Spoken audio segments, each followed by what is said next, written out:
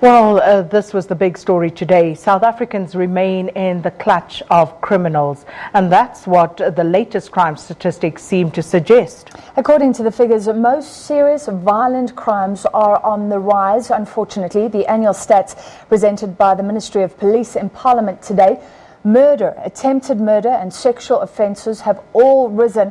Politicians across party lines have expressed dissatisfaction with the nearly 7% increase in murders in South Africa. And what this means is that 57 people are killed across the country on a daily basis. South Africans have the right to live free of fear of being harmed. That's the position of Police Minister Bheki Cele. He says the crime statistics for the period April 2017 to March 2018 are simply unacceptable. The Minister of Police and the South African Police Service should put their heads on the block, in that this situation must be arrested with swiftness it deserves, and it must be reversed with a lightning speed. The worst thing we can do, which cannot be done during my tenure in this office, is to come and give the same crime statistics again next year, or worse than what we have currently done. More than 20,000 murders have been recorded. Murders against women and children have also risen. Women and children must not be abused by anybody, even in the hands of abusive men and spouses.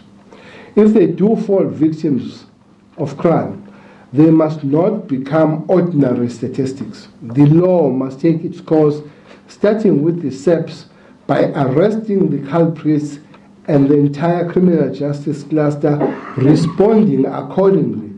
KZN recorded the biggest increase in murder, while Nyanga in Cape Town remains the murder capital of the country. Over 40,000 rapes have been reported, with sexual assault increasing by 515 reported cases. But the police minister says South Africa is not in a state of lawlessness. Has South Africa reached the state of lawlessness? No. We haven't. We haven't reached that. And we're not going to. At least this crime statistics is the maximum of the West world. We're not going to go beyond this one. Lawlessness, no. Carjacking and burglary on residential and non-residential properties are down, but cash-in-transit heists, bank robberies and truck hijackings have increased.